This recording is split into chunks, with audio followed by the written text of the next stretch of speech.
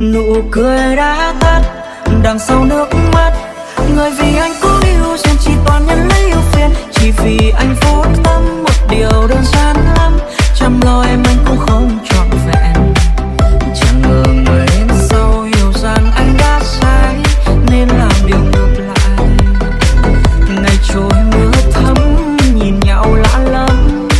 Em yêu ai rồi buồn nơi đau hơn giày vò.